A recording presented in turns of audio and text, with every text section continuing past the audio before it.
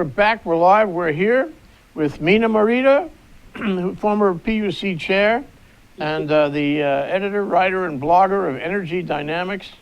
And this is Mina, Marco, and me. And actually, Marco is somewhere in the bowels of China. We could not reach him today, but we're gonna go steam ahead with Mina and me. Welcome to the show, Mina. Great to have you here. Thanks for having me again, Jay. Every single time we can, we will. You can run, Mina, but you can't hide. We'll find you. Even in Honolulu. Okay, we'll find you even in Honolulu.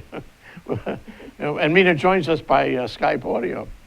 So anyway, so I wanted to talk about a bunch of things, and one of them is all the timing issues on the fact that Mike Champley's term on the PUC expires at the end of June. And we have various people weighing in with their thoughts on that. And you've written about it, and you're up on a couple of op-ed pieces and some comments by the governor. Give us the landscape, would you, Mina? Well, I haven't written about Mike Champley and his term, which ends on June 30th.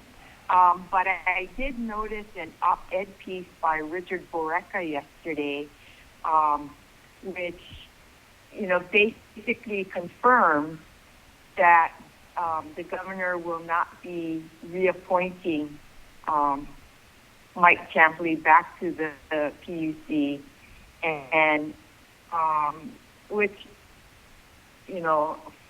for me, does not come as a surprise.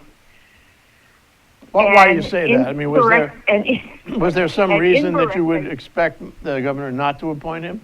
I mean, he was a creditable member of the PUC. I didn't expect the governor to reappoint him, but the title of Borecca's article is "Pending PUC Appointment Adds Drama to the Nextera Deal," and I, to me, the Mike Champley's term expiring isn't the driver. The driver is the June 3rd date, and whether Nextera will walk away from this or agree to an extension. To me, that's the critical date, not June 30th. And this all boils down to the PUC making a timely decision, and that was the subject of last Sunday's op-ed piece by Walter Dodds and a whole bunch of business leaders, where they basically what they're advocating for, whether this decision is up or down, what is needed is a timely decision before the June 3rd date. And I totally agree with that. That everybody, the applicants, everybody that participated in the proceeding, the general public is owed a timely decision on the merger application, and not leave it to whether Nextera walks away from this deal or not. Yeah. Well, what's the walk away? There's an arrangement, right, in the contract says that if Nextera walks away early, it has to pay. Either party has to pay if either party walks away early, it has to pay $90 million, wasn't it? Some really large. Something like that. I can't recall the term, but yeah, there's a drop dead date. Yeah. Of June 3rd. But after June 3rd, which would be 18 months after they've filed the application, I guess. Right. Then if anybody wants to walk away after June 3rd, they can without penalty, right?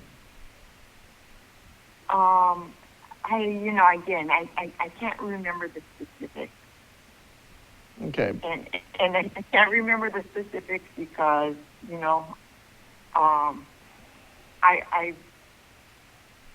I pretty much made up my mind that this is a good deal for Hawaii moving forward, especially after I looked at the PSIP plan, the Power Systems Improvement Plan, Yeah. the update, Yeah. which was filed last week. Yeah.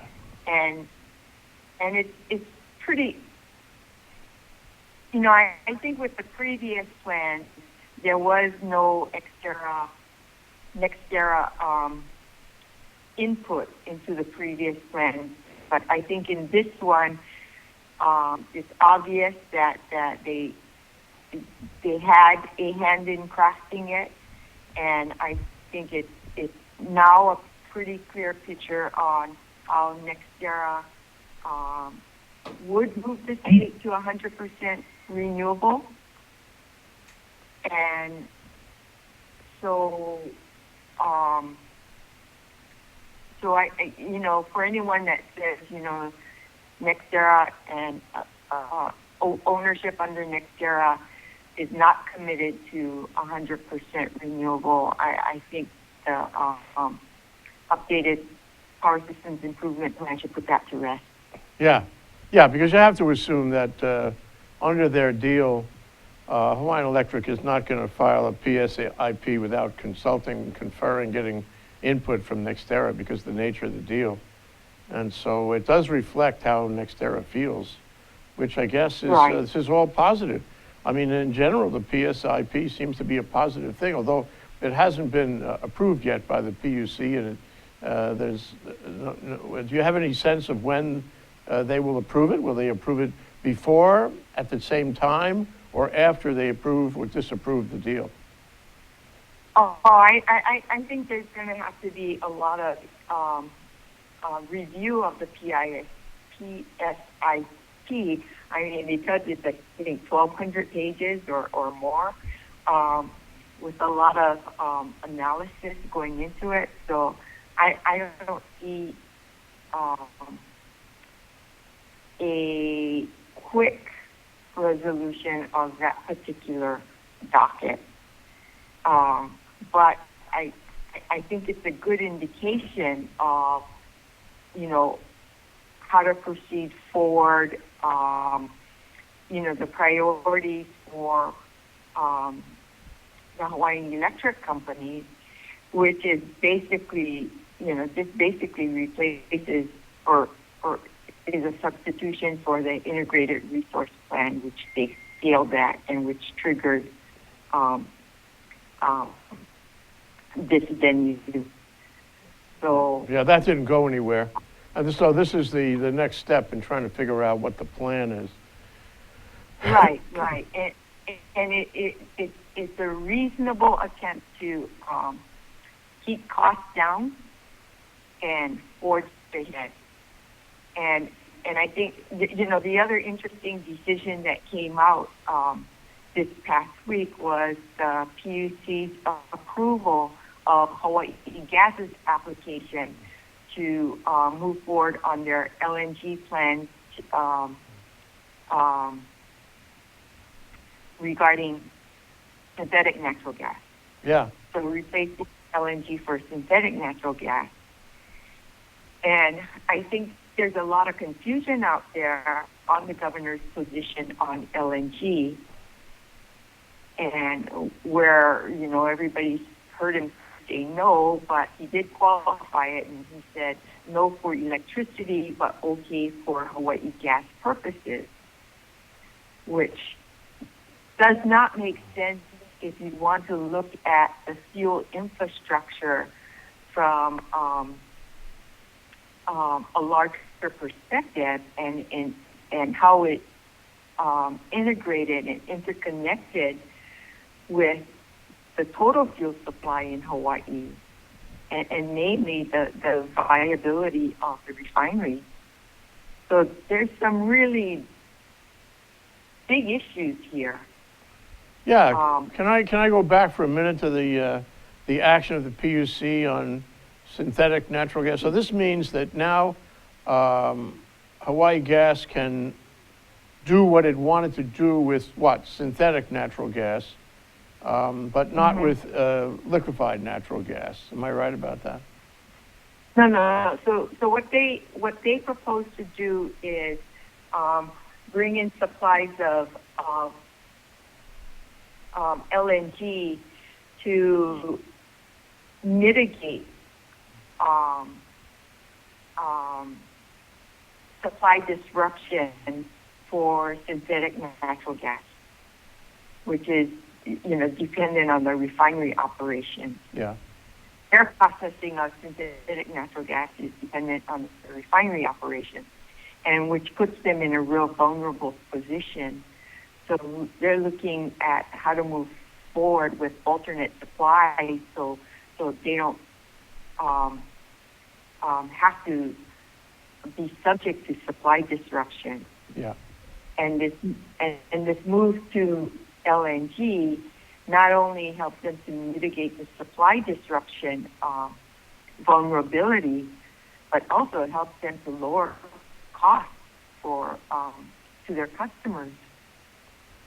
Well, does it mean now that they're free to go ahead and bring in LNG to sell to Hawaiian Electric for purposes of electrical generation? No. This is only for their operation, specifically to Their existing gas operation, yeah, which yeah, is limited, and to which is a mitigate- limited matter compared to what LNG for generating electricity will be. Right, and see, this is the rub here, that you can't separate out, this fuels issue by saying you can only do it for electricity or you can only do it for gas. The thing is, if we want the best pricing, and the most competitive fuels, you have to look at the entire fuel infrastructure. Yes. And so this is what the governor's office is not doing, or not being forward-looking at, because again, it's tied to refinery operations, how the fuel supply is brought in, and who controls, the pipeline systems there. And so, we're just not set up right now. Yeah. So where are we then? I mean, we have Hawaii Gas obviously wants to do LNG and sell it to Hawaiian Electric to generate electrical power. But Hawaiian Electric also wants to do LNG, and I guess bring it in itself and generate electrical power. But so far, neither of them can do it. So why don't we do something here? Well, this is where I find the governor's position on LNG to be really troubling, and his position on the merger equally troubling, because first of all, what we want to do is not only move towards 100% renewable future, but we also want to lower customer costs. And we know we have to make huge investments in smart grid, communications technology to upgrade the grid to get to that point. And so without addressing the oil pricing volatility and the emissions retrofit, which will cost a lot of money to meet MAC standards. Yeah.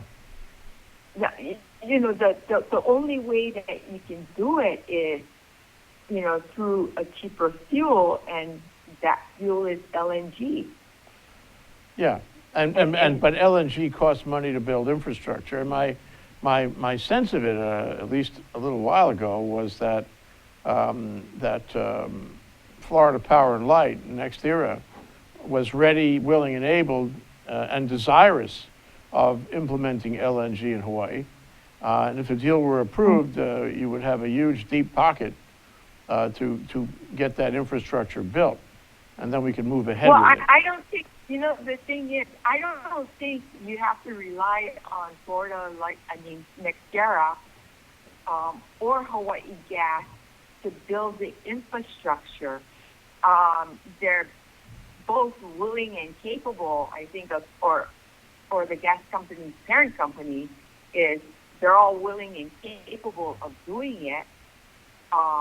So I don't think that's an issue. And I think with the recent RFP by request for proposal by Hawaii Gas to look at bringing in larger quantities of LNG, right now the cost can be recovered within a reasonable amount of time while we transition to 100% renewables. So, where people are throwing out around, billions of dollars, the cost may be as low as $200 million as indicated by the gas company for the importation of LNG. So what I get out of that is that you don't necessarily need next era for the deep pocket. That Hawaii Gas itself has Macquarie, its parent, and that could be a deep pocket. And so we could steam ahead with this. But I guess where we're stuck, correct me if I'm wrong, is A, the governor has taken his position and nobody knows exactly what that means, or how it should affect the people who work under him in the energy office.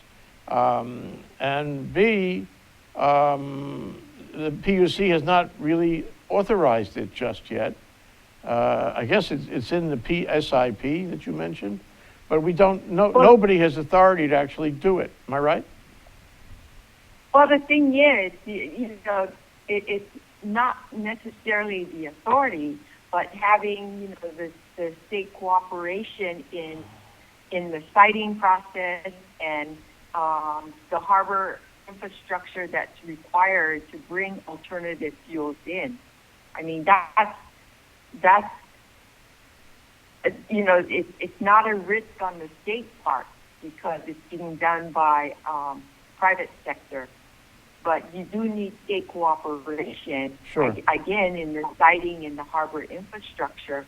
But, what just doesn't make sense is it looks like the economics, there's no doubt the technology's there, especially for offshore regasification unit. Well, it sounds like it's all there. So, yes. The source is there. Yeah, the economics are there. The economics are there, but the political will isn't. And that is in large part confused by the fact that the governor, without consulting with appropriate staff, went ahead and made a statement that he was against this. And now his government is confused, and we're confused. Right, and then then if not this, what's plan B? If not this route, what's the plan B that will give you 100% renewables, lower cost, lower emissions? Who's going to actually make this decision? Who legally? I mean, I would have thought, and I'm sure you will agree, that the PUC ultimately should have made, can make, will make the decision as to whether the state moves ahead on LNG. It's that simple. Or is it? I mean, if they decided, the PUC decided yes or no, that should be legally the end of it, and it goes, or doesn't, right? Well, it's not as simple as that, because the PUC will regulate a regulated entity.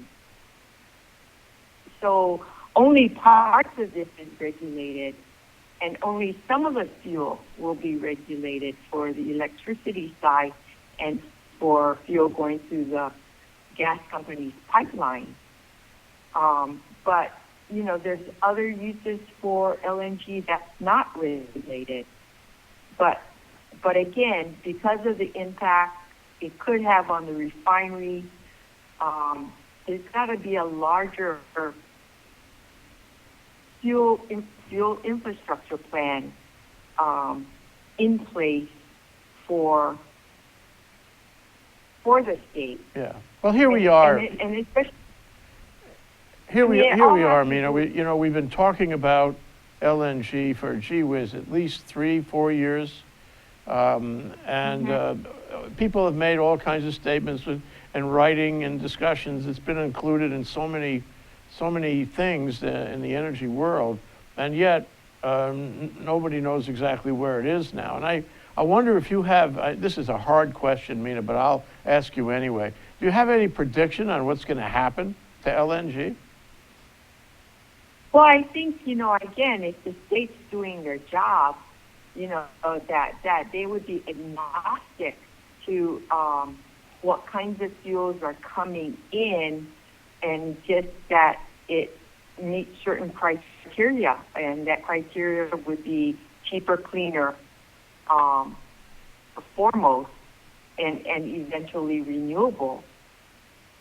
But they don't dictate what fuels should be used, but kind of using the marketplace and just setting up the right platform for the market to work.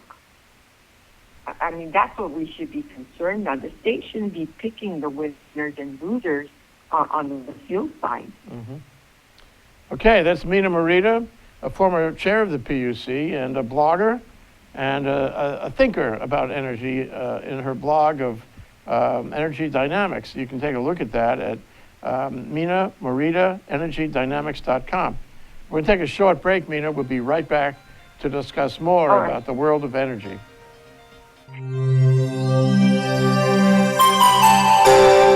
You're watching Think Tech Hawaii, 25 talk shows by 25 dedicated hosts every week, helping us to explore and understand the issues and events in and affecting our state.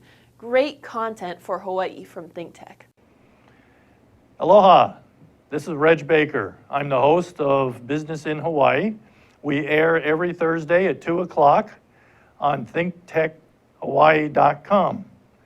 We broadcast from the ThinkTech studios in downtown Honolulu, and we talk about positive and successful companies in Hawaii. People that have been successful despite the obstacles. They all have a good story to tell. Hopefully we'll see you on Thursday at 2 o'clock. Aloha. Aloha, my name is Justine Espiritu, and I am the co-host of Hawaii Farmers Series. This is my co-host, Matthew Johnson, and we are live with you every Thursday at 4 p.m. at thinktechhawaii.com. And our show focuses on Hawaii's local food community. We feature not only the farmers that are producing our food, but we also feature the supporters and other folks involved in the community that are trying to promote local agriculture. We're back. We're live with Mina Morita. She joins us by Skype audio from Honolulu, was it? And we're talking about energy in Hawaii. This is the Mina, Marco, and me show, except Marco is somewhere in China where we can't find him. I hope he's okay. I'm sure it has a lot to do with energy anyway. So Mina, during the break we were talking about, the possibility the legislature has authority to deal with the LNG question. What are your thoughts about that? Couldn't the legislature make a decision here?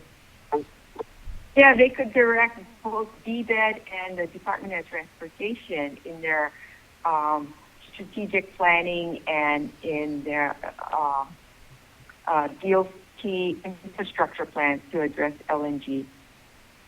But as I said, it should be a larger issue. It's addressing the entire fuel infrastructure and updating that because, our fuel infrastructure is built around the 2 refineries and the fuel mix in Hawaii has changed substantially since, the refineries have been built over 50 years ago. And so that would be one way of approaching it. Yeah, and then you also mentioned that you have DBED, which is the Energy Office, which is involved in planning, and for the non-regulated side, the side outside the PUC, that would fall within DBED. On the other hand, I suppose the legislature could control all of this. I mean, if somebody decided in the legislature, some champion energy legislator decided, okay, we're going to do this now, then the legislature could take pretty affirmative steps to actually move the needle ahead, couldn't it? It could pass some bills, I don't know about this session, but maybe next, to put it on track, couldn't it? Yeah, they could, and it's unfortunate that it hasn't happened, because everybody needs certainty out there for new investment, and this is the biggest problem right now, is that there's so much uncertainty. There's uncertainty with the merger, Yep. and the ability for HECO, should the merger not go through, the ability for HECO to finance the needed infrastructure improvements in a way that keeps costs affordable. Gee, there's so many things up in the air. I'm just taking the two we've talked about here today, but the merger is up in the air, and yet it casts a shadow on everything.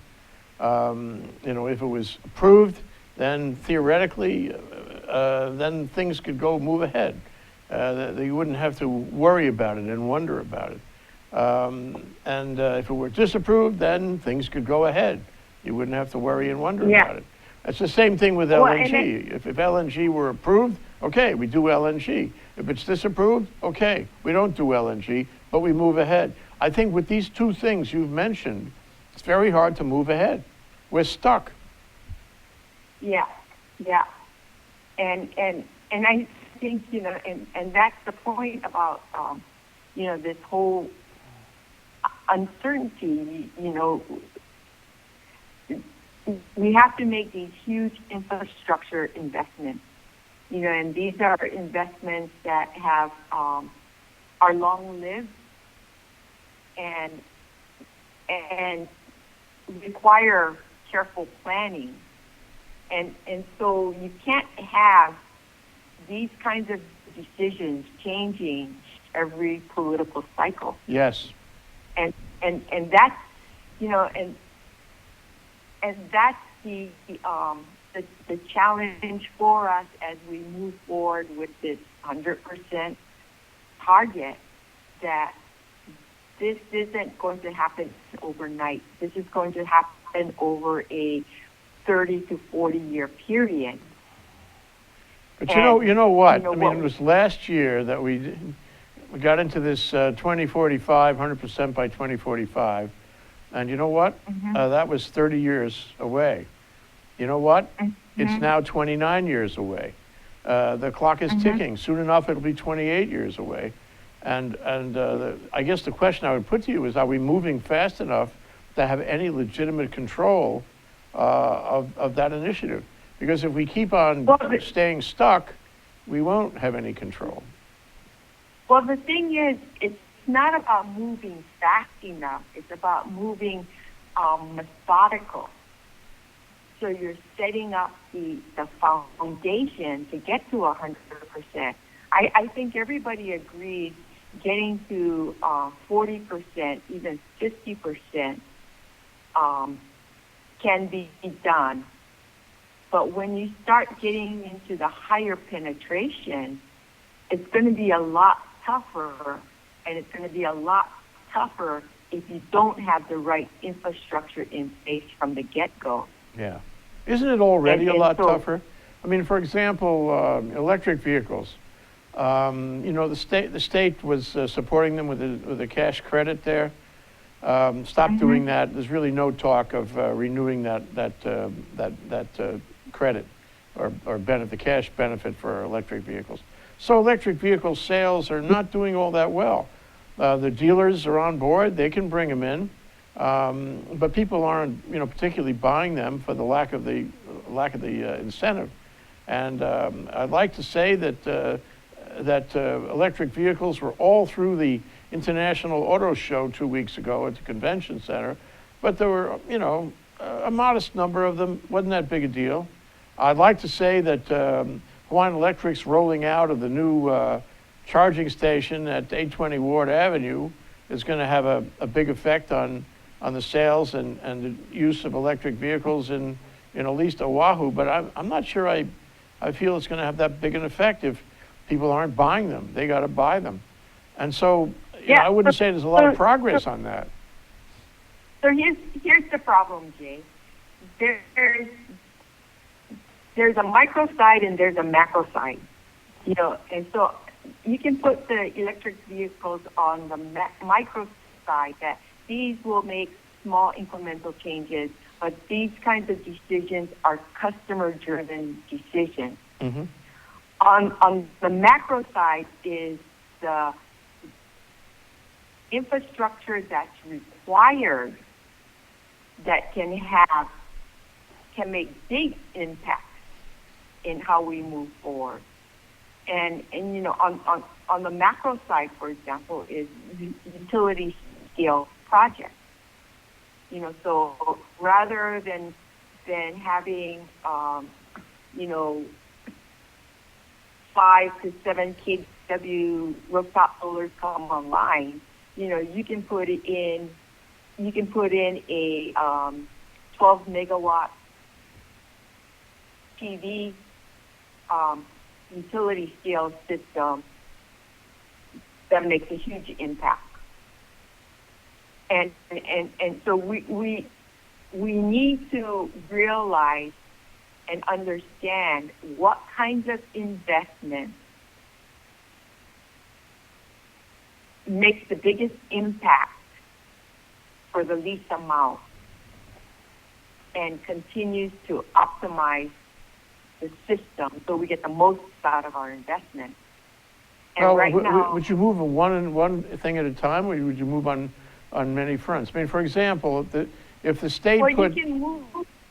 You can move on many fronts, but when you have limited dollars, we should be very careful about where we make the investments, because we want to make the investments with the greatest impact. That's all I'm saying. Yes. That you know, yeah, the customer has a choice, but are you going to continue to subsidize the customer choice, or are you going to make careful analytical decisions that will get bigger gains and spread the benefits more? Well, there are so many demands on state government for money that it's hard to see them coming up with sufficient money to really do the job on renewable energy. I mean, to the extent that the state has to put cash money in, I can see this as a big problem.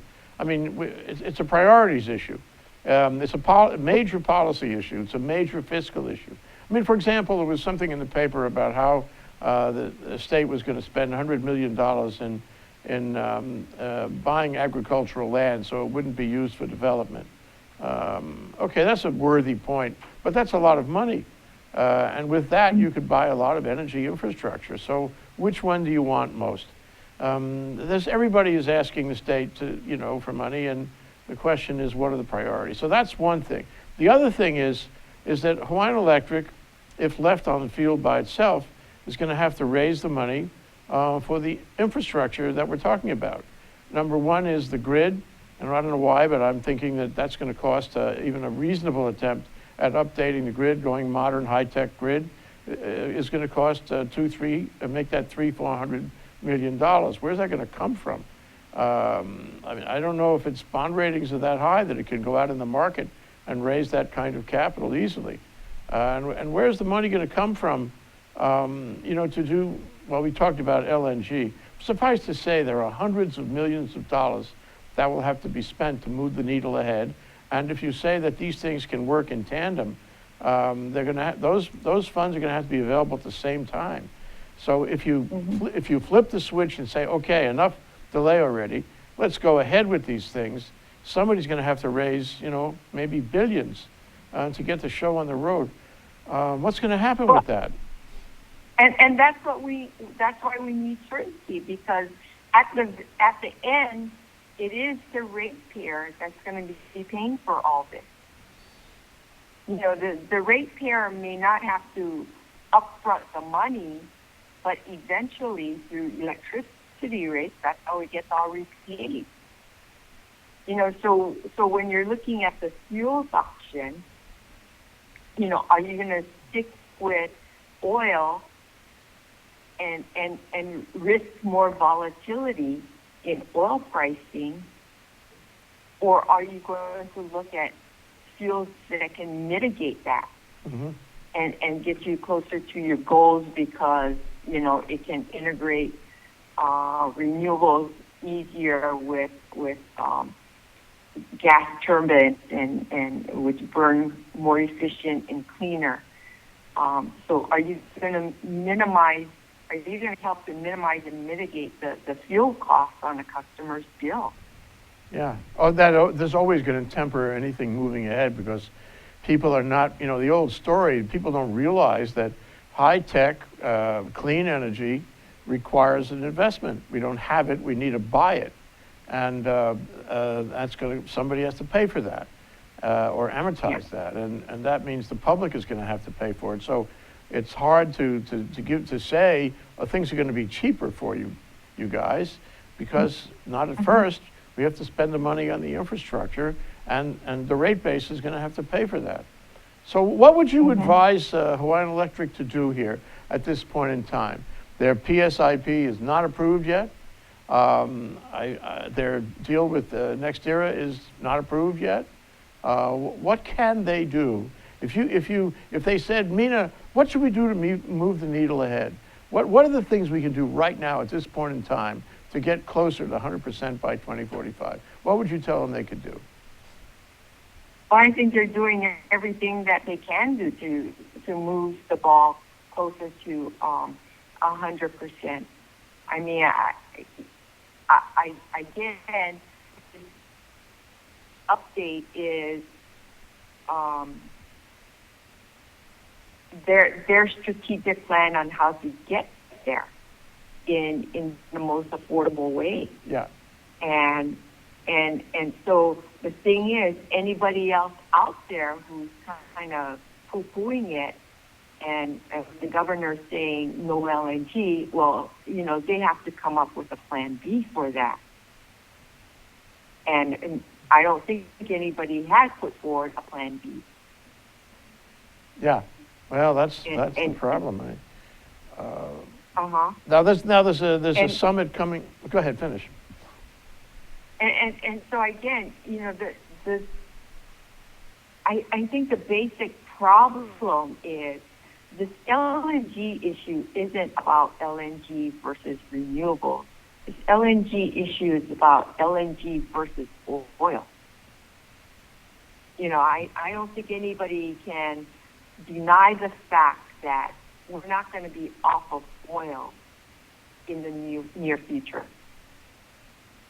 That, oil is, the fossil fuel will always be part of the mix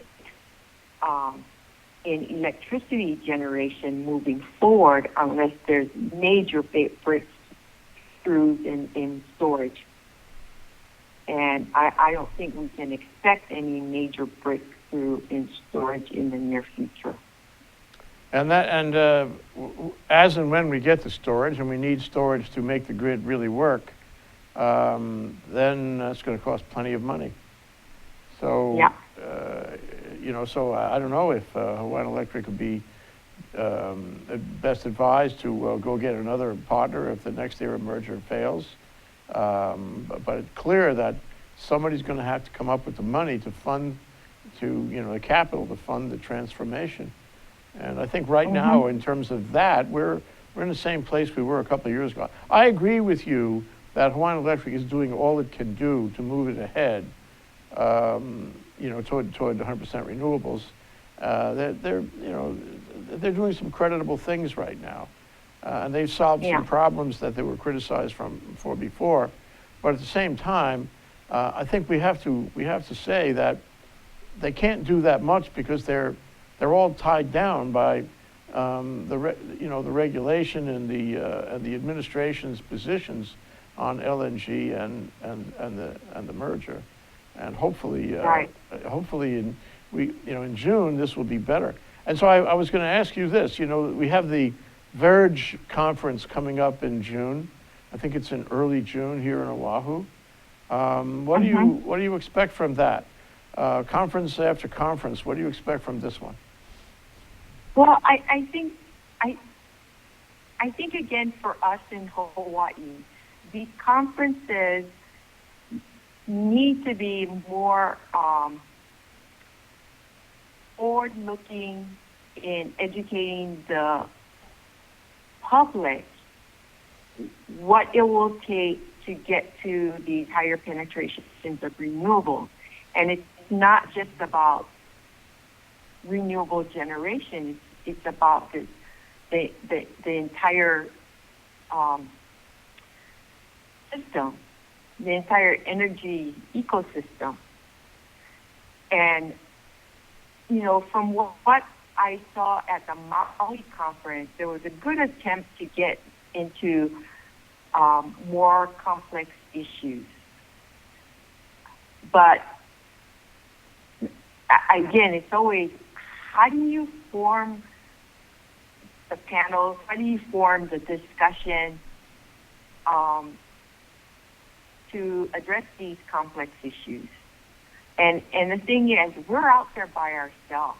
I mean, there's no developed country or island nation in the world that's in our predicament. There's no other state in the country that faces our predicament. And so in order to have a meaningful conference, I mean, it really needs to address our concerns on these larger, more complex issues that deal with systems operations rather than just renewable energy generation. Yeah. Well, you're going to be there. I hope to see you there, and I hope we can talk before that happens. And I expect you'll be writing some blogs yourself in the next few weeks to express views on these very points, yeah? Yeah, there's no shortage of topics to write about. It's just a shortage of time and how to frame the issue. And how to frame the issue where, an average person can pick it up and read it. And that's the purpose of my blog. It's trying to get the public to understand the general elements of transformation and what's required to achieve it. Yeah, absolutely. Well, thank you so much, Mina Morita. Mina Morita, former chair of the PUC and blogger and thinker about energy, in her blog, which is minamoritaenergydynamics.com. Take a look at it. And we'll be back with her 2 weeks from now, and hopefully Marco Mangelsdorf when he gets back from China. Thank you so much, Mina. Okay, thank you, Jay. Aloha. Saijian. Aloha. Xie xie.